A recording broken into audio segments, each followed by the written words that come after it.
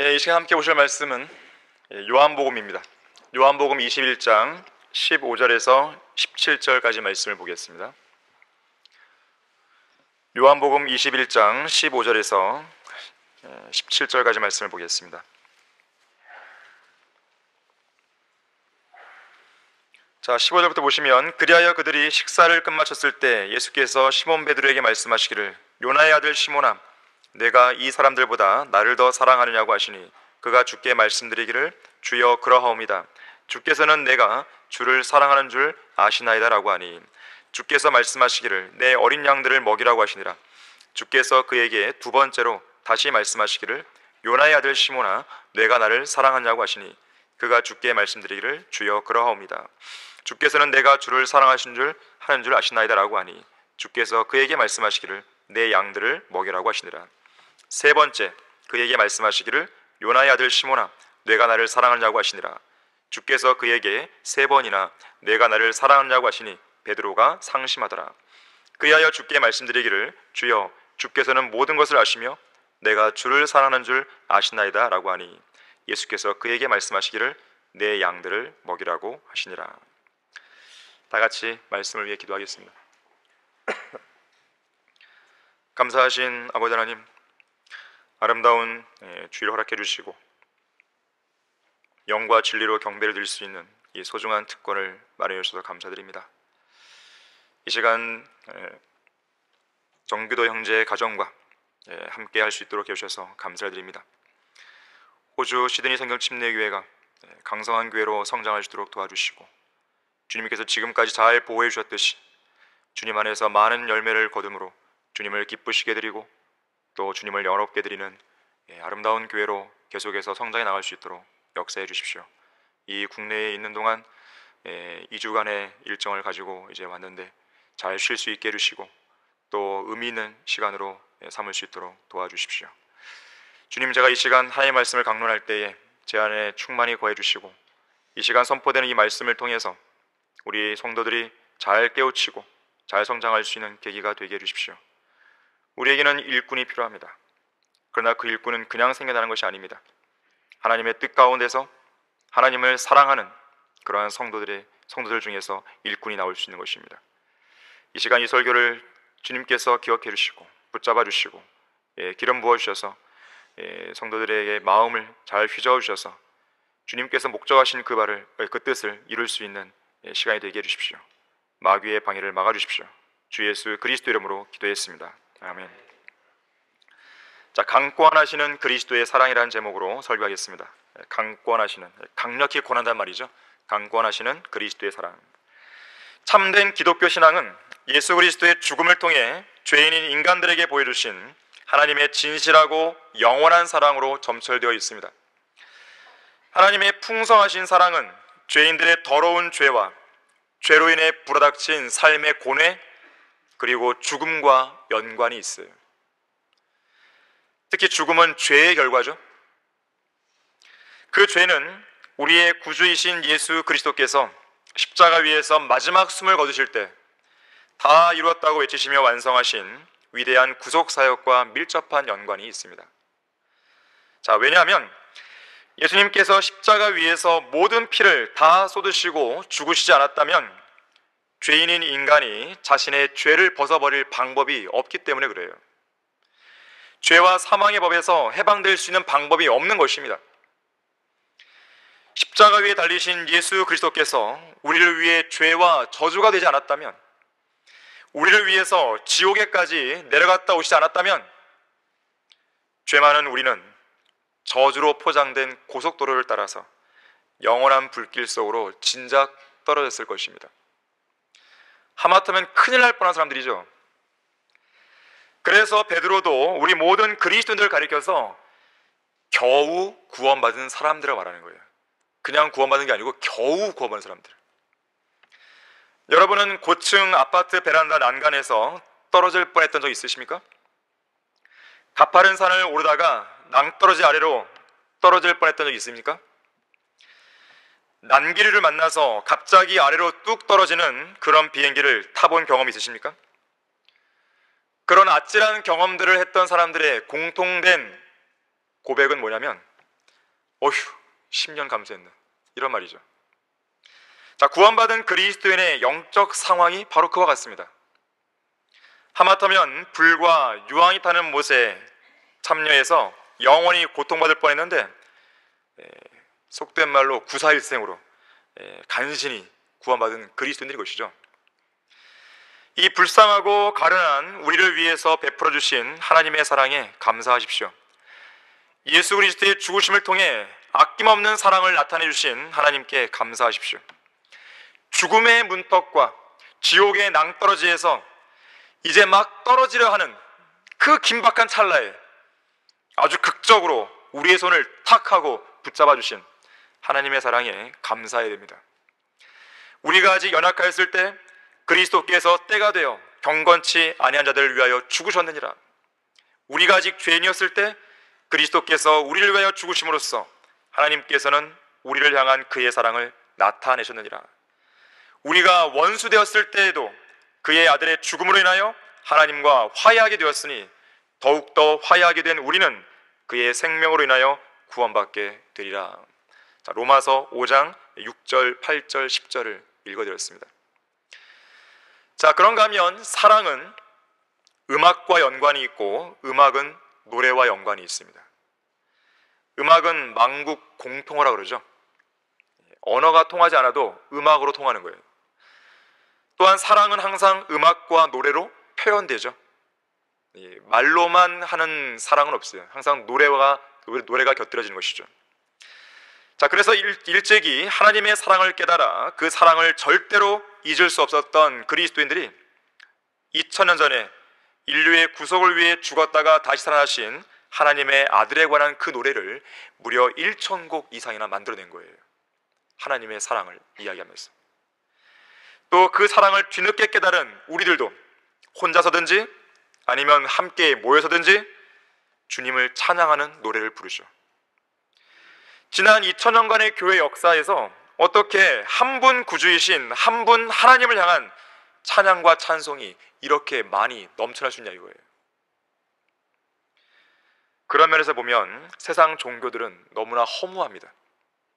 불교, 이슬람교, 힌두교, 조로아스트교 등등 그들의 종교 창시자들을 찬양하는 노래를 찾아볼 수 없죠. 세상 죄인들이 만들어낸 종교들은 죽은 종교들이고 아무런 도움도 안 되는 종교 쓰레기들인 것입니다. 여러분은 알라와 마호메트를 추종하는 모슬렘들이 인류를 향해 나타내준 마호메트의 사랑에 대해 찬양하는 걸 들어본 적 있으세요? 마호메트는 사랑이라는 걸 모르죠. 간음자 아니에요, 간음자. 조 스미스나 석가모니, 공자, 노자, 조로아스터 등을 찬양하는 노래를 본 적 있습니까? 저는 참불가를 보내요. 참불가. 제가 한때 번역에 대해 관심이 있어서 참불가를 한번 아르바이트로 번역해 본 적 있었어요. 이건 번역이 안 되는 거예요. 이거 무슨 노래도 아닙니다. 그들도 한번 흉내를 내는 거예요. 기독교에서 찬송가가 있으니까 불교도 한번 만들어 보자. 만들어 보라 그러죠. 노래가 안 되는 거예요. 석가모니를 찬양해요? 상당히 어색하죠. 무슨 찬양을 받아요? 석가모니가 인류를 위해서 뭘 해줬는데요? 인류를 위해 죽었습니까? 인류의 죄를 대속하기 위해 죽었습니까? 죽었다가 다시 살아났습니까? 한 명의 죄인이 그냥 아무 일도 하지 않고 게으르게 살다가 그냥 죽은 거죠. 그걸 가지고 무슨 대단하다고 종교를 만들었냐 이거예요. 그들은 찬양을 만들 수 없습니다. 오히려 만드는 것이 이상해요. 그들 스스로도 그걸 알아요. 그런 찬양이 있다 하더라도요, 그리스도인들이 부르는 그런 찬송가처럼 기쁨이 없습니다. 감격이 없어요. 감사가 없어요. 사랑이 없어요. 찬양과 영광의 내용이 살아있지도 않습니다. 세상 죄인들이 만든 종교들은 그야말로 죽어있는 종교예요. 죄인들의 마음에 어떤 실제적인 감흥도, 감격도, 화평도, 사랑도, 기쁨도, 위로도, 능력도, 확신도, 참된 감사도, 승리도 주지 못합니다. 참불가를 백날 불러보세요. 더 인생이 우울해집니다. 자, 그러나 살아계신 하나님을 찬양하는 노랫말 가사에는 죄악으로 가득 찬 인간을 위해 죽으신 예수 그리스도의 사랑이 깃들어 있습니다. 주 하나님을 향한 작사자들과 작곡자들의 진솔한 사랑의 고백이 담겨 있어요. 여러분은 구주이신 예수 그리스도를 사랑하고 있습니까? 사랑한다면 얼마나 많이 사랑하세요? 어느 정도, 어느 수준까지 주님을 사랑하고 계시죠? 아버지 하나님께서는 독생자이신 예수 그리스도를 값없이 십자가의 죽음에 내어주실 만큼 우리를 사랑하셨습니다. 주님을 사랑한다고 고백하는 여러분은 과연 어느 정도까지 주님을 위해 내어드릴 수 있죠? 어느 정도까지 여러분은 주님을 위해서 포기할 수 있죠? 여러분의 생명까지 포기할 수 있나요? 아브라함은 늙은 나이에 얻은 독자 이삭을 하나님의 명령에 따라 기꺼이 바쳤습니다. 하나님을 더 사랑한 것이에요. 누가복음 7장에는 예수님의 발을 닦기 위해서 옥합의 향유를 기꺼이 부어드린 여인이 나오죠. 주님께서는 그녀에 대해 이렇게 말씀하십니다. 그 여인의 많은 죄들이 용서받았느니라. 이는 그 여인이 많이 사랑함이라. 여러분 자신이 정말로 많은 죄를 용서받았다고 생각한다면 정말로 구사일생으로 겨우 구원받은 그리스도인이구나, 한마디로 큰일 날 뻔했구나, 이 사실을 알고 있다면 주님을 사랑하지 못할 이유가 없죠. 주님을 사랑한다면 그 어떤 것도 아까워할 이유가 없죠. 요한계시록 12장 11절에서는요 죽기까지 자기들의 생명을 사랑하지 않은 성도들이 나옵니다. 자, 우리의 구주이신 예수 그리스도께서는 그분의 몸값을 지불하고 사신 성도들이 얼마나 주님을 사랑하는지 확인하시고 싶어 합니다. 자신이 사랑하는 대상으로부터 사랑의 그 양과 질을 확인하고 싶어 하는 것은 지극히 당연한 일이죠. 여러분이 사랑하는 어떤 대상으로부터 그 대상도 나를 정말 사랑하는가? 이걸 확인하고 싶어 하는 것은 당연지사죠. 자, 오늘 본문에서는 예수님께서 베드로의 사랑을 확인하는 질문을 던지십니다. 요나의 아들 시몬아, 내가 이 사람들보다 나를 더 사랑하느냐? 베드로는 대답하죠. 주여, 그러옵니다. 주께서는 내가 주를 사랑하는 줄 아시나이다. 하지만 한 번으로는 부족했어요. 두 번, 세 번, 두 번 더 질문하시는 것이죠. 요나의 아들 시몬아, 내가 나를 사랑하느냐? 자, 이 시간 주님께서 베드로에게 했던 똑같은 질문을 여러분에게 하신다면 여러분은 어떻게 대답하시겠습니까? 자, 예수 그리스도의 질문, 내가 나를 사랑하느냐? 자, 첫 번째로 예수님을 사랑한다고 섣불리 고백하기 전에 주님께서 여러분을 얼마나 많이 사랑하셨는지, 또 얼마나 많이 사랑하고 계신지 그것부터 깨달아야 됩니다. 저는 주님을 사랑합니다, 이 고백이 먼저가 아니에요. 왜냐하면 그 고백은 위선일 수 있습니다. 그 고백은 입술만의 고백일 수 있어요. 하지만 하나님께서 나를 얼마나 사랑하시는지 그걸 안 사람은요 진솔한 고백이 나옵니다. 그래서 찬송가를 쓰는 거예요. 그래서 찬송가 작사하는 것이고 작곡하는 것입니다. 이게 그냥 나오는 게 아니에요. 입술만의 고백으로는 이런 찬송을 쓸 수가 없어요. 그리고 썼다 하더라도 그것이 지금까지 이렇게 회자될 수 없는 것이죠.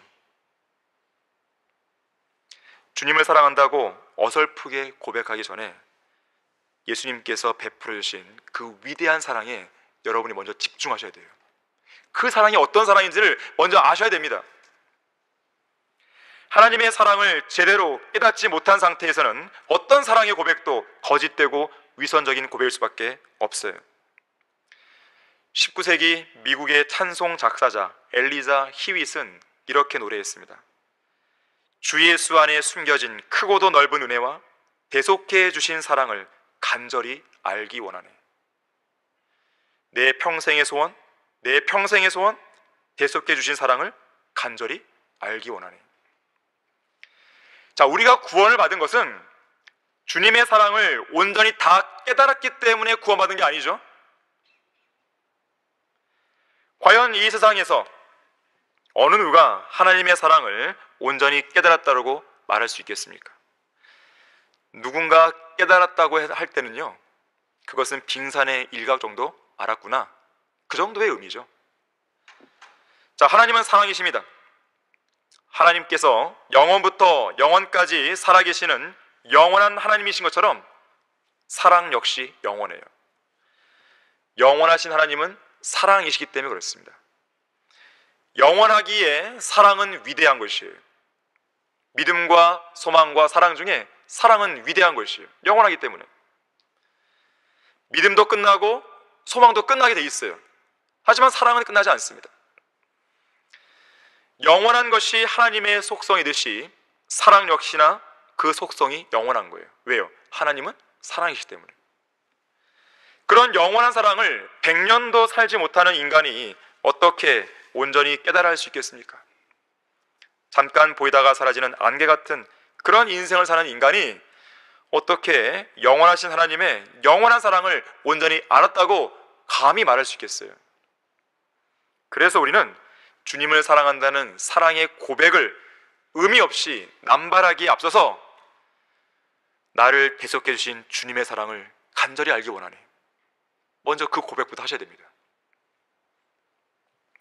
어떤 신실한 그리스도인 형제가 극심한 중병에 걸렸어요. 그런 와중에 마음속에서 하나님을 향한 사랑이 점점 식어져 가는 것을 느끼게 됩니다. 그런 자신의 모습이 너무 괴로웠어요. 정말 주님을 정말 풍성하게 사랑하고 싶은데 그게 안 되는 거죠. 너무 괴로웠습니다. 그 고민을 가장 친한 친구에게 털어놓게 돼요. 그 고민을 들은 친구는 이렇게 이야기하게 됩니다.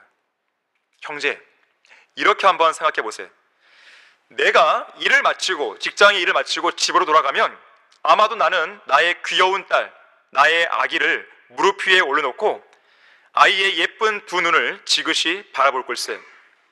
그리고 그 아이가 들려주는 부드럽고 귀여운 옹알이에 기쁜 마음으로 귀를 기울이겠지. 아무리 내가 일이 힘들었고 몸은 지쳐 피곤해도 이 예쁜 딸 아이가 내 무릎 위에 있다는 사실 그 하나만으로도 나는 무한한 행복감을 느끼지. 왜냐하면 이루 말할 수 없을 정도로 내가 이 아기를 사랑하니까. 그런데 반대로 한번 생각해 보게. 그 아기가 나를 얼마나 사랑할까라고 생각하나? 내가 사랑하는 것만큼 사랑할까? 아마도 거의 사랑하지 않겠지. 어쩌면 사랑이 무엇인지도 모를걸? 아빠가 자기를 얼마나 사랑하는지 과연 알긴 할까? 내가 직장일이 힘들다는 것에 대해서 우리 꼬마 아가씨가 과연 알까? 내가 어떤 일로 가슴 앓이를 하거나 어디 몸이 아파서 신음한다 한들 이 무심한 아이는 그냥 잠만 쿨쿨 잘 걸세. 설사 내가 죽더라도, 내가 죽는다 하더라도 내 아가는 아빠라는 존재에 대해 관심조차 없을걸? 그뿐만 아니지, 나의 사랑스러운 아이가 조금만 더 자라보게, 내게 단돈 1원조차 보태주지 않으면서도 끊임없이 돈을 달라고 요구할 거야. 물론 자네도 알겠지만 나는 부자가 아니라네. 하지만 이 세상 모든 돈을 내게 다 준다 해도 나는 나의 사랑스러운 내 아기를 절대로 포기할 수 없네. 자, 그렇다면 한번 생각해 보게. 내 아기가 나를 사랑해 주는 게 나을까? 아니면 내가 아기를 사랑하는 편이 더 나을까? 당연히 내가 아기를 사랑할 편이 훨씬 낫지. 그렇다면 내 아기가 나를 사랑하고 있다는 사실을 확인할 때까지 내가 기다려야 할 필요가 있을까? 나는 그렇게 생각하지 않네. 아기가 나를 사랑하는 것과 관계없이 나는 그저 아기에게 나의 사랑을 무한정 베풀어주는 것이 훨씬 낫다고 생각하네. 내가 주는 사랑의 값어치만큼 내 아기가 무언가를 내게 해줄 때까지 나는 기다릴 필요가 없어. 그것과 상관없이 사랑을 베풀어주는 게 진정한 사랑 아닐까? 그러다 보면 나의 진정한 사랑을 내 아이가 깨달을 날이 올 것이고, 그때가 오면 내 아이도 나한테 진정한 사랑을 보여줄 것이라 생각하네. 우리가 믿고 있는 하나님도 그런 분이시지 않을까? 종종 하나님께서는 주님을 향한 우리의 사랑을 확인하시기는 해도 그것과 관계없이 풍성한 사랑과 풍성한 은혜와 풍성한 자비를 우리에게 베풀어 주신다는 것을 잘 깨달았으면 하네. 이 권면을 들은 형제가 눈물을 흘리면서 이렇게 말했다 그래요. 그래 맞아. 내가 먼저 생각했어야 하는 것은 하나님을 향한 나의 사랑이 아니라 나를 위해 베풀어 주신 하나님의 사랑이어야 한다는 것을 이제야 깨달았네. 이제야 하나님의 사랑을 제대로 알 수 있게 됐어. 그리고 이제야 내가 하나님을 진심으로 사랑할 수 있게 되었네.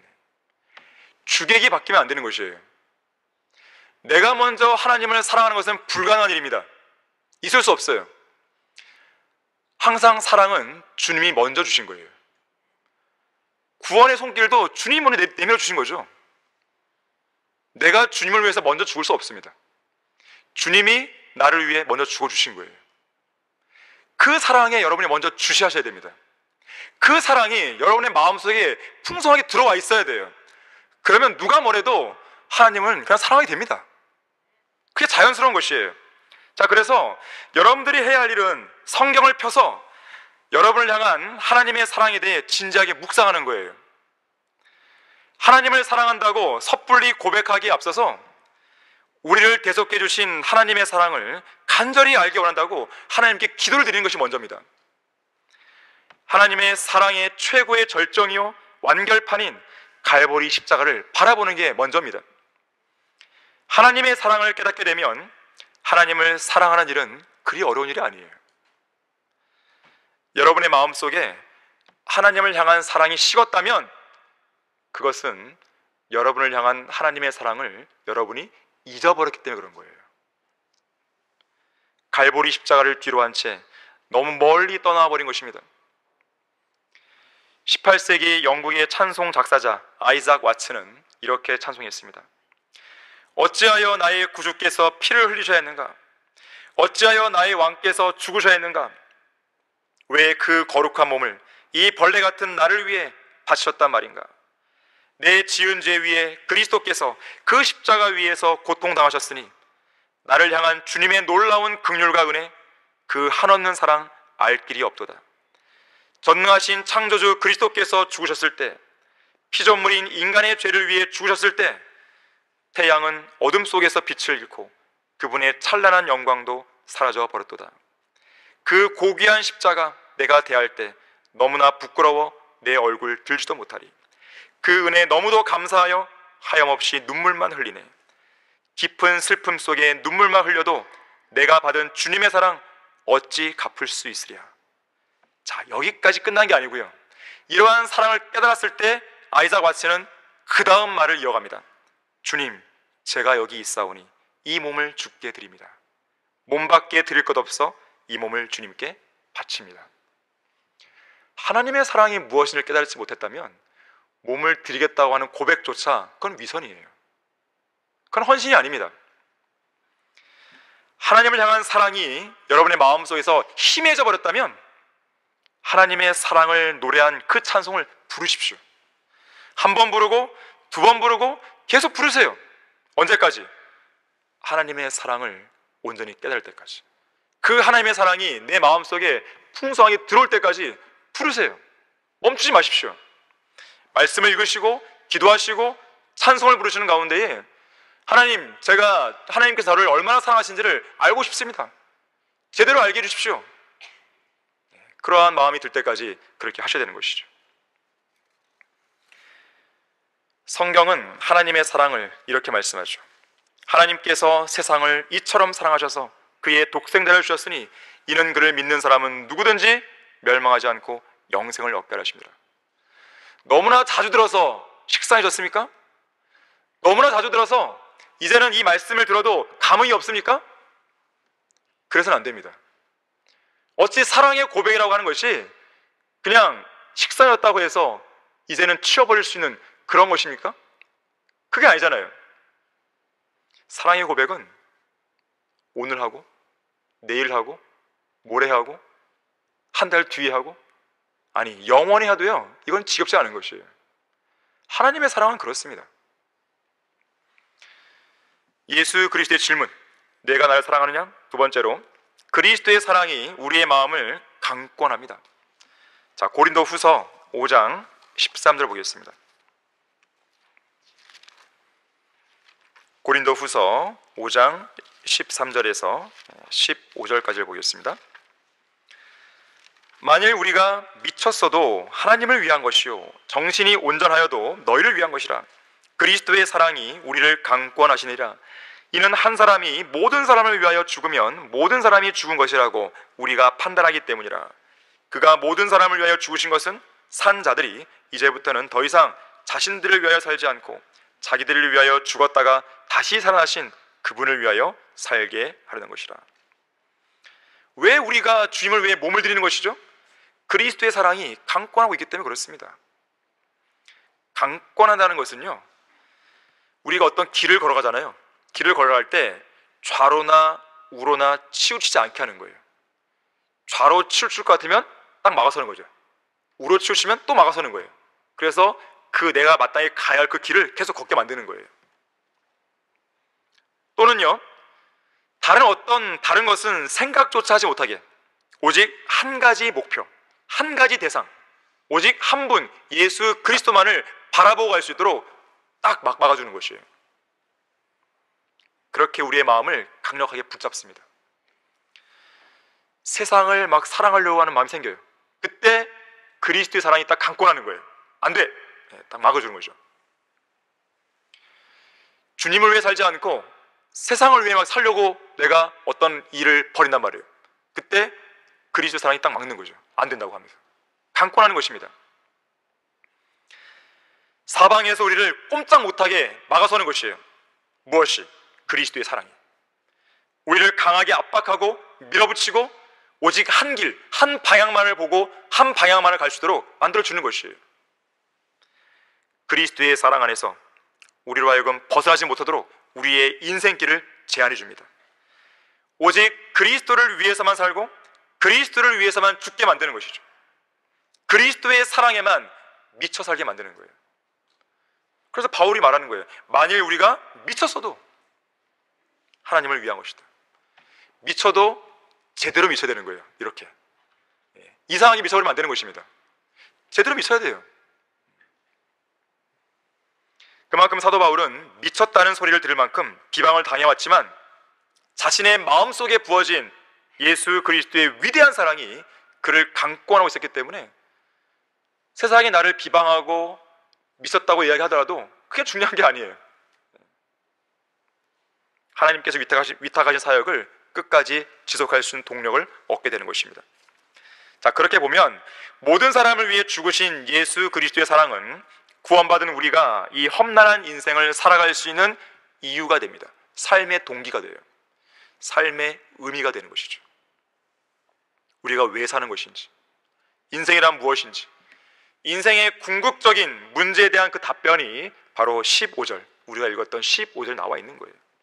그가 모든 사람을 위하여 죽으신 것은 산자들이 이제부터는 더 이상 자신들을 위하여 살지 않고 자기들을 위하여 죽었다가 다시 살아나신 그분을 위하여 살게 하는 것이라. 자, 인생의 목적이 여기에 있어요. 사역의 목적이 여기에 있습니다. 주님을 섬기는 목적이 여기에 있는 거예요. 자, 그런데도 불구하고 많은 성도들이 이 목적에서 벗어나 있는 겁니다. 세상을 위해 달려가는 것이에요. 세상에서 성공을 위해 달려가는 것입니다. 과연 그 끝에는 무엇이 있기에, 그 성도는 과연 무엇을 보았기에 그러한 길을 따라서 계속 질주하고 있는 것일까요? 우리의 인생의 목적은 거기 있는 게 아닙니다. 여러분을 위해서 죽었다가 다시 살아나신 분이 누구예요 도대체? 여러분을 위해 죽으신 분이 과연 누구냐 이거예요. 여러분을 지옥에 건져내기 위해서 죽으신 분이 과연 누구냐 이거예요. 그것을 여러분들이 있는 그대로 믿음의 고백을 할 수 있다면 여러분의 인생관과 삶의 방향은 달라져야 되는 것이에요. 자, 그리스도의 사랑이 강권하고 있기 때문에 우리는 우리의 죄로 인한 심판을 두려워하지 않습니다. 저주를 두려워하지 않아요. 진노를 두려워하지 않아요. 죽음과 지옥을 두려워하지 않습니다. 그리스도의 사랑이 강권하기 때문에 우리 인생의 영광스럽고 보장된 미래, 하늘나라와 예수 그리스도의 재림에 대해 우리는 확신할 수 있어요. 그리스도의 사랑이 강권하기 때문에 현재 우리가 직면하는 절망, 낙심, 고난, 이것은 우리에게 아무것도 아닌 게 되는 거예요. 우리가 살아갈 수 있는 힘과 위로와 목표를 발견할 수 있고, 우리가 그리스도 안에서 사는 인생이 정말로 살만한 가치가 있구나, 이걸 알게 되는 거예요. 그리스도의 사랑이 강권하기 때문에 세상이 너무나 싫어요. 죄를 짓는 일이 진저리가 나도록 몹시 싫습니다. 몹시 고달픈 거예요. 그리스도의 사랑이 강권하기 때문에 육신의 정욕과 안목의 정욕과 생의 자랑이 지긋지긋한 것이죠. 여러분 정말 그렇습니까? 그리스도의 사랑이 강권하기 때문에 그토록 매력적이게 보였던 세상이 이제는 끌리지 않아요. 재미없습니다. 허무한 쾌락은 더 이상 추구의 대상이 안 돼요. 세상에서의 성공은 그저 수준 낮은 유치한 목표가 되는 것입니다. 주님을 슬프시게 된 일이 무척 괴로운 일이 되어버린 거예요. 왜? 그리스도의 사랑이 우리를 강권하기 때문에. 그리스도의 사랑이 우리를 강권하기 때문에 하나님의 말씀을 읽고 기도하고 사람을 낚는 어부로서 사는 삶이 최고의 기쁨이 됐습니다. 그리스도 안에서 이루는 성공이야말로 최고 수준의 목표가 된 것이에요. 주님만을 기쁘시게 드리고 주님만을 영화롭게 드리는 그 일이 나의 삶의 활력과 만족이 된 것입니다. 여러분은 세상 직장을 다니면서 만족하십니까? 네, 답이 없으시네요. 저는 만족이 안 됐었어요. 저는 14년 동안 직장 생활을 했지만 매일 매 순간이 만족이 안 됐습니다. 내가 계속 이렇게 살아야 되나? 내가 계속 이렇게 살아야 되나? 늘 그 고민이었어요. 여러분 어떠십니까? 저는 그래서 나름대로 직장에서 만족과 어떤 의미를 찾기 위해서요, 복음을 전하기 시작했어요. 성경 공부 모임을 시작하기 시작했습니다. 그러지 않고서는요, 전 미쳐버릴 것 같아요. 내가 주님을 위해서 뭔가 직장에서 내가 안 하면 미쳐버릴 것 같은 거예요. 왜요? 삶의 의미를 못 찾기 때문에. 직장에서의 승진이 여러분의 삶의 목표예요? CEO가 되는 것이 궁극적인 목표입니까? 돈을 얼마나 많이 벌어야 만족할 수 있겠습니까? 얼마나 많은 부동산을 가져야 만족할 수 있겠습니까? 여러분의 삶의 만족은 무엇이에요? 그리스도의 사랑이 여러분의 마음을 강권하고 있다고 하는데 여전히 세상 사람처럼 세상에서의 목표와 세상에서의 성공을 위해 추구하고 있다면 과연 그것이 과연 그리스도인의 삶일까요? 강권하시는 그리스도의 사랑에 대해서 찰스 스펄전 목사가 이런 말을 했습니다. 구원받은 당신은 그대의 주님께 얼마나 많은 빚을 지고 삽니까? 주님께서 그대의 죄를 용서해 주지 않았습니까? 주님께서 그대에게 의의 옷을 입혀주지 않았습니까? 주님께서 그대의 발을 반석 위에 세워주지 않았습니까? 주님께서 그대를 위해 하늘나라와 새 예루살렘을 준비하지 않았습니까? 주님께서 그대의 이름을 어린 양의 생명의 책에 기록해 두지 않았습니까? 주님께서 그대에게 셀 수 없이 많은 복을 주지 않았습니까? 그렇다면 주님을 위해서 그분의 사랑에 알맞은 보답을 하십시오. 주님께서 그대를 어떻게 사랑해 주셨으며 또 그대를 위해 그분의 몸을 십자가에 어떻게 내어주셨는지 진지하게 생각해 보십시오. 그대는 주님의 위대한 사랑의 능력을 알고 있습니까? 그렇다면 주님의 사랑이 그대의 마음속에 불어닥치는 강한 볼품같이 되어 그대의 마음속에 짙게 드리운 세상의 먹구름들을 모두 날려버리게 하십시오. 죄의 안개들을 모조리 쓸어버리게 하십시오. 강권하시는 그리스도의 사랑이 있다면 이러한 일이 발생하게 되는 거예요. 세상에서의 그런 즐거움은요, 마음속에 자리를 잡을 틈이 없는 거죠. 그리스도의 사랑이 그 안에 꽉 차 있는데 어떻게 그게 들어오겠어요? 참된 예배가 뭐죠? 우리는 지금 하나님께 영과 진리로 경배를 드리는데 여러분은 참된 예배가 무엇이라고 생각합니까? 참된 예배는 강권하시는 그리스도의 사랑에 완전히 사로잡혀 있는 것이에요. 그래서 경배라고 하는 것은요, 하나님 한 분만으로 마음을 가득 채우는 거예요. 그래서 예배는 강권하시는 하나님의 사랑과 영광에 완전히 압도된 성도들이 그에 대한 반응으로 주님 앞에 즉각적으로 나타내는 행동입니다. 바로 엎드려 경배하는 것이죠. 영과 진리로 경배를 드리는 것이죠. 주님을 찬양하지 않을 수 없는 것이죠. 주님을 사랑한다고 고백하지 않을 수 없는 것이죠. 제 몸을 드리겠다고 주님께 헌신하지 않을 수가 없는 것이죠. 강권하시는 그리스도 사랑이 여러분의 마음을 지금 꽉 차고 있다면 왜 그 고백이 안 나오겠습니까? 누가 뭐라 그래도 당장 나와버린 것이죠. 이 파나마에 이 벨리 엔테 인디언이 있어요. 인디언. 그 인디언은요, 하나님께 예배하기 위해 엎드리고 있는 자신의 그 마음을 이렇게 묘사했어요. 하나님 앞에서 나무를 베어 넘기는 것과 똑같다. 깊은 산 속에서 나무꾼들이 우람하고 커다란 나무를 도끼로 벨 때 그 나무가 큰 소리를 내며 쓰러지잖아요.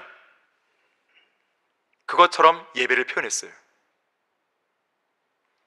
남부 멕시코 산중에 사는 첸탈 인디언은요, 예배를 가리켜서 하나님 앞에서 나 자신을 끝장내는 것이다, 이렇게 표현했어요. 자기 안에 있는 모든 세상적인 것들을 끝장내라는 것이에요. 그래야 참된 예배가 가능하다고 이야기한 것입니다. 미국의 복음주의 목사 중 하나인 A.W. 토저는 이렇게 말했습니다. 참된 예배란 인격적으로 그리고 어찌할 수 없을 만큼 하나님과 깊은 사랑에 빠지는 것이다. 하나님의 사랑을 경험한 사람이 하나님을 사랑하는 그 사랑을 다른 대상으로 옮긴다는 것은 감히 생각할 수도 없는 일이다. 하나님께서는 기쁨에 사로잡혀 찬양하고 송축하며 예배하는 혼들을 통해 그분의 일을 이루신다. 강권하는 그리스도의 사랑이 여러분의 마음을 가득 채우고 있어야 그 일은 가능한 것이에요. 여러분이 정말 참된 예배자로서 이 자리에 앉아있다고 한다면 그리스도의 사랑이 여러분의 마음을 지금 채우고 있어야 돼요. 그렇지 않다고 한다면 어느 한 구석에서는 여전히 세상을 동경하고 있는 것이죠. 자, 로마서 8장 35절 한번 보겠습니다.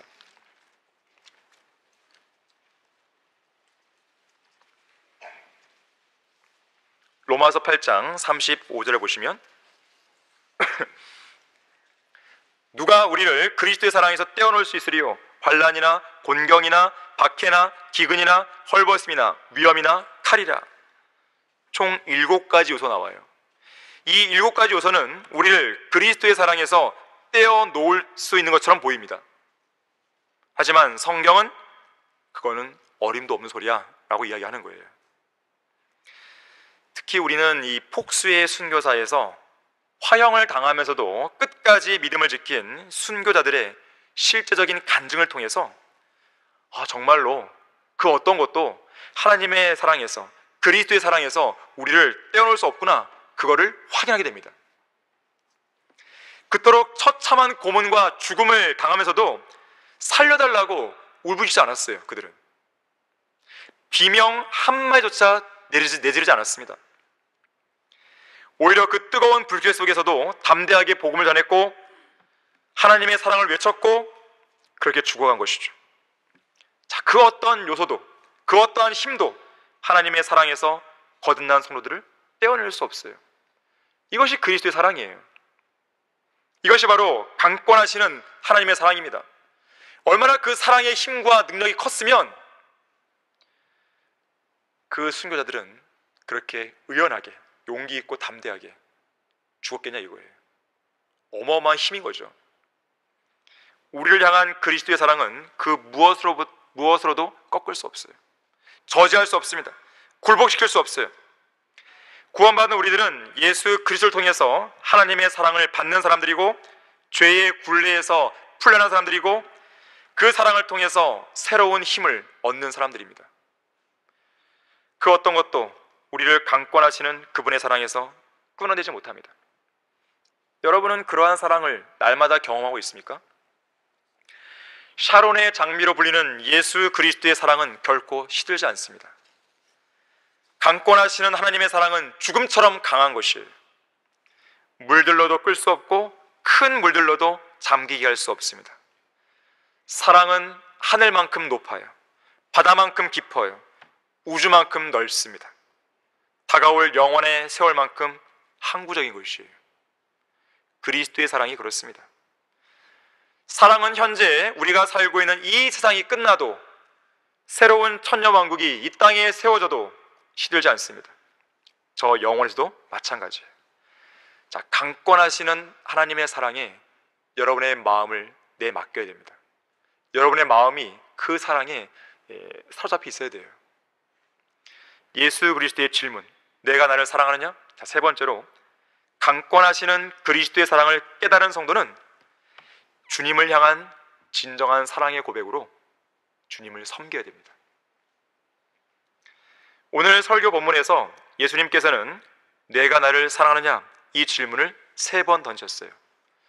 왜 똑같은 질문을 3번이나 반복하시면서 베드로의 사랑을 확인하셨을까요? 자, 이것은 베드로가 예수님을 모른다고 3번이나 부인한 그 사건과 연결되어 있죠. 그것도 베드로는 저주하고 맹세하며 부인했잖아요. 정말이지 그날 밤 일은 베드로의 입장에서 보면 인생에서 다시는 떠올리기 싫은 가장 비통하고 어두운 밤이었을 것입니다.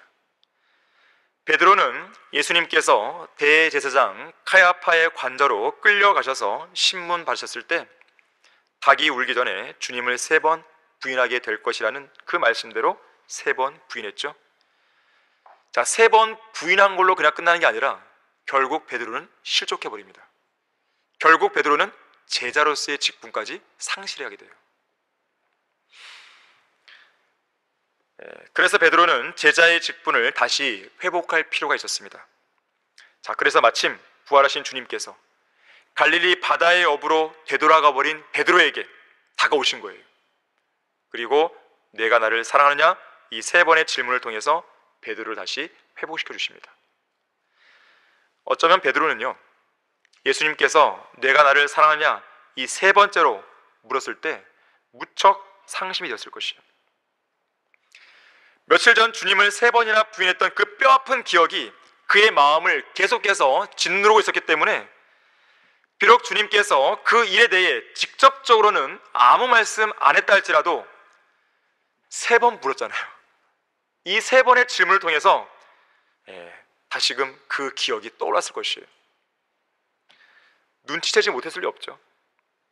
자, 본문 17절에서 베드로가 상심했다는 말씀을 보건대 아마도 베드로는 주여 주께서는 모든 것을 아시며 내가 주를 사랑하는 줄 아시나이다 이렇게 대답하면서도 어깨가 축 처져 있었을 것이에요. 고개도 제대로 못 든 채 이런 대답을 했을 것입니다. 떠올리기조차 싫은 그 기억이 다시 한번 그의 머릿속에 소환되는 순간 힘이 쫙 빠졌을 것이에요. 어쩌면 이 장면은 자칫 우리가 장차 그리스도의 심판석에서 직면하게 될 모습일지도 모릅니다. 그리스도의 심판석에서 주님께서 여러분에게 물으실 것이에요. 너가 나를 사랑하느냐? 처음에는 자신 있게 답하죠. 네, 사랑합니다.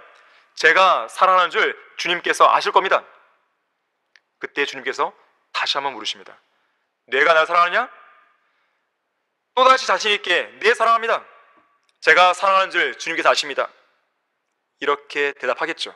하지만 왠지 처음보다는 자신이 없어지죠. 그러면서 마음속에 이런 생각이 들 것이에요. 왜 똑같은 질문을 한 번 더 하시는 거지? 혹시 내가 잘못한 게 있는 거 아닐까? 그런 생각이 들면서 과거 자신의 삶을 돌아보게 될 것입니다. 바로 그때 주님의 음성이 다시 한 번 더 들려오죠. 내가 나를 사랑하느냐? 이제는 정말로 자신이 없어집니다. 주님을 첫째로 사랑하지 못했던 수만 가지 일들이 머릿속에 마구마구 떠오르기 시작하는 것이죠. 이번에도 첫 번째와 두 번째처럼 네, 사랑합니다. 제가 사랑하는 줄 주님께서 아실 것입니다. 라고 대답했다가는요. 그래? 그렇다면 어찌해서 이런저런 일들을 왜 한 거야? 이런 질문이 올 것 같은 두려움이 생기는 것이죠. 결국 아무 말도 하지 못한 채 고개를 푹 숙이고 있다가 기어 들어가는 목소리로 주여, 주님께서는 모든 걸 아시며 내가 주를 사랑하는 줄 아시나이다. 아마 겨우 대답할 것입니다. 이제는 상급이나 면류관을 받을 생각조차 못하죠. 차라리 어디 쥐구멍이라도 들어가면 좋겠다는 그런 심정만 있을 것입니다. 여기에서 주님이 한 번 더 나에게 질문했다가는 너무나 창피하고 부끄러워서 울음이 막 나올 지경이에요. 어쩌면 주님이 원망스러울지 모릅니다. 제발 그만 좀 물어보세요. 이에 대해서 럭하 목사님이요 이렇게 말했습니다. 베드로의 두 눈에는 눈물이 가득 고여 있었을 것이다. 주님께서는 제 마음을 다 아시잖아요.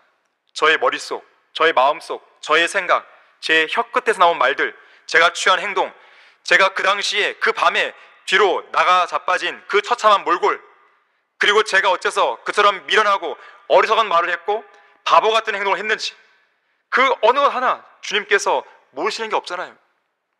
제가 왜 저주하고 맹세하면서 주님을 3번씩이나 부인했고, 제가 왜 겟세마네로 돌아가서 통안의 눈물을 흘렸는지, 제가 왜 다시 옛날처럼 바다로 고기나 잡으러 갔었는지, 주님께서는 그 사정을 하나도 빠짐없이 다 알고 계시잖아요.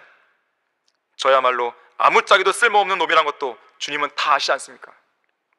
저야말로 지옥에 떨어져도 할 말이 없는 놈이지요. 주님께서는 이런 걸 다 아시면서 왜 자꾸 물으시는 겁니까? 어째서 저를 거듭거듭 고통스럽게 하시는 겁니까? 그러나 주님, 이것만은 꼭 알아주십시오. 주님께서도 아시다시피 저는 주님을 정말로 사랑합니다. 베드로의 눈길 속에는 이런 말들이 아마 담겨 있었을 것입니다. 그러자 주님께서는 얼굴에 미소를 지으시며 나지막이 말씀하신다. 내 양들을 먹이라. 상급과 유월 받을 수 있는 그런 성도들에게는 5성읍을 다 다스려라, 10성읍을 다스려라, 그런 말씀을 주시겠죠. 자, 이로써 베드로의 제자로서의 직분은 완전히 회복이 됩니다. 다시금 주님을 섬길 수 있는 위치에 설 수 있는 것이죠. 자, 이처럼 우리가 주님을 섬기는 동기도 강권하시는 그리스도의 사랑이 되어야 됩니다. 의무감으로는 오래 못 섬겨요. 한계가 있습니다. 그리스도의 사랑이 내 마음을 가득 채워야 돼요. 거기에 답이 있는 거예요. 그 어떤 동기도 강권하시는 그리스도의 사랑을 뛰어넘을 수 없습니다. 그 사랑은 우리로 하여금 하나님을 섬기게 하는 최고의 동기를 부여해 주는 것이죠. 데이비드 브레이너드를 아실 겁니다. 인디언 선교사였어요.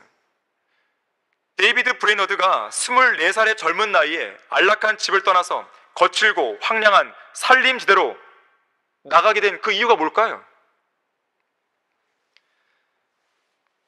왜 아도니람 저드스는 정말 그 더럽고 죄 많고 우상숭배로 가득 찬 버마로 갔을까요? 그 젊은 나이에. 그것도 결혼하자마자. 제대로 된 신혼여행도 못 가고 왜 갔을까요? 여러분은 왜 주말마다 거리와 공원에서 설교하고 구경하는 것입니까? 여러분은 왜 휴일이 되면 순회 설교를 하는 것입니까? 여러분은 왜 이 자리에 앉아 있습니까? 여러분은 왜 직장에서, 또 여러분의 대학교에서, 또 여러분의 가정에서, 또 여러분의 그 동네에서 주님을 섬기려고 왜 그렇게 애쓰는 것이죠? 딱 한 가지 이유죠. 그리스도의 사랑이 제 마음을 강권합니다. 그거 아니겠습니까? 한 번은 두 청년이 선교사가 되겠다고 하면서 중국 선교사 허르슨 테일러를 찾아왔습니다. 허르슨 테일러가 물었어요. 여러분은 왜 해외 선교사로 가기를 원합니까? 그러자 그 2명 중 한 명이 이렇게 말합니다. 예수님께서 우리에게 전 세계로 나가서 복음을 전하라고 명령했기 때문입니다. 다른 청년은 이렇게 말합니다. 수백만 명의 죄인들이 그리스도 안으로 들어오지 못한 채 타락해 가고 있기 때문입니다. 그러자 허슨 테일러가 대답합니다. 선교사로 가고자 하는 여러분의 동기가 나쁜 건 아니지만 앞으로 여러분이 시험이나 시련 혹은 극심한 고생, 심지어 죽음의 위협을 당할 때 그러한 동기로는, 그러한 자세로는 여러분을 그 시련과 위협에서 구해낼 수 없습니다. 오직 한 가지 동기만 여러분을 어려운 시험과 시련에서 견디게 해줄 것입니다. 그것은 바로 강권하시는 그리스도의 사랑입니다. 한 번은 아프리카의 한 선교사가 이런 질문을 받았다 그래요. 당신이 지금 하고 있는 일을 정말로 좋아하기 때문에 하는 것인가요? 그래서 선교사는 이렇게 말합니다. 아닙니다. 나와 아내는 이곳 선교 현장에서 맞닥뜨리고 있는 이 더러운 먼지들과 이 힘든 고생을 좋아하지 않습니다. 우리는 초라하고 냄새나는 이 오두막집에서 사는 걸 좋아하지 않습니다. 그런데 우리가 좋아하지 않는다고 해서 예수 그리스도를 위해 아무것도 하지 않으면 어떻게 되겠습니까? 우리는 이곳 아프리카로 가라는 명령을 주님께로부터 받았고, 또한 그리스도의 사랑이 우리를 강권하기 때문에 저는 이 일을 하는 것입니다. 결론을 맺겠습니다. 히브리서 2장 14절 15절에서는 이렇게 말씀합니다. 자녀들이 피와 살에 참여하는 자인 것 같이 그 역시 같은 모양으로 동일한 것에 참여하신 것은 자신의 죽음을 통하여 죽음의 세력을 가진 자 곧 마귀를 멸망시키시며 또 죽음을 두려워함으로 평생을 노예로 속박되어 있는 자들을 놓아주시려 함이니라. 자, 그리스도의 사랑은 평생을 죄와 죽음에 속박된 채로, 평생뿐만이 아니죠, 영원한 삶을 영원한 불길 속에 감금된 채로 그렇게 살아야 했던 이 노예들에게 주어진 위대한 사랑이에요. 오직 죄로 인한 고통과 죽음, 그리고 지옥의 고통만이 유일무이한 삶이었던 우리 노예들에게 주어진 위대한 사랑인 것입니다. 하나님의 아들이신 예수 그리스도가 아니셨다면 노예들을 향해서, 죽음의 노예요, 마귀의 노예요, 죄의 노예인 그러한 죄인들을 향해서 어느 누가 사랑을 베풀 수 있겠냐 말이에요. 세상도, 세상에 있는 것들도 사랑하지 말라. 누구든지 세상을 사랑하면 아버지를 사랑함이 그 안에 있지 아니하니. 그러나 나를 거슬러 죄를 짓는 자는 자기 혼을 해치는 자니 나를 미워하는 모든 자들은 죽음을 사랑하는 자들이라. 요한일서 2장 15절과 잠언 8장 36절을 인용해 드렸습니다. 하나님의 사랑이 그 마음속에 부어진 그리스도인, 하나님 아버지를 첫째로 사랑하는 그리스도인은 세상과 세상에 있는 것들을 사랑하지 않습니다. 하나님을 거슬러 죄를 짓지 않습니다. 그리스도의 사랑이 강권하고 있기 때문에 그런 거예요. 그리스도의 사랑이 강권하고 있기 때문에 세상을 위해 살지도 않습니다. 오직 자기들을 위하여 죽었다가 다시 살아나신 그리스도를 위해서 인생을 계획하고 살 뿐이에요. 여러분은 여러분의 인생을 무엇을 위해 쓰고 있고, 여러분의 인생을 과연 어디다 쓰려고 계획하고 있습니까? 과연 무엇이 복된 인생이죠? 시편 1편에는 복 있는 사람에 대해 말하죠. 거기에서 복이 있다고 할 때 영어로 bless입니다. 이 bless의 어원을 보게 되면 bleed란 단어에서 나왔어요. 즉 피를 흘리다, 그 단어에서 이 복이란 단어가 나온 거예요. 피의 제사, 예수 그리스도의 피를 통해서 복된 삶이 시작될 수 있는 거예요. 주님과의 바른 관계를 맺을 수 있는 복된 생애가 시작되는 것입니다. 그리스도의 사랑은 십자가에서 흘리신 그 피로부터 나온 것이죠. 그리스도의 사랑이 강권하는 삶이야말로 복된 인생인 것입니다. 여러분의 마음을 그리스도의 사랑으로 가득 채우세요. 그리스도의 사랑이 여러분의 마음을 통제할 수 있도록, 강하게 붙들 수 있도록 그렇게 내어드리세요. 그것만이 여러분을 바른 인생으로 인도하는 길잡이가 된다는 것을 여러분이 잘 유념하시길 바랍니다. 자, 기도하겠습니다. 감사하신 하나님 아버지, 이 아침에 하나님의 사랑에 대해서 다시 한번 상고해 보게 해주셔서 감사드립니다. 우리는 그동안 많은 세월 동안 하나님을 사랑한다고, 그리스도를 사랑한다고 그런 고백들을 해왔습니다. 하지만 정말로 그 고백이 진정한 고백이고 진솔된 고백인지는 다시 한번 점검해 봐야 됩니다. 우리의 사랑의 고백이 위선이나 거짓이 되지 않도록 주님, 저희들의 마음을 붙잡아 주십시오. 이 시간을 통해서 오직 그리스도의 사랑만이 우리를 강권할 수 있도록, 우리를 붙잡을 수 있도록 이 시간 강력하게 역사해 주십시오. 우리가 주님의 그 사랑으로부터 멀리 떠나 있었다면 다시금 이 시간을 통해서 회개하고 돌아올 수 있도록 역사해 주십시오. 주 예수 그리스도 이름으로 기도했습니다.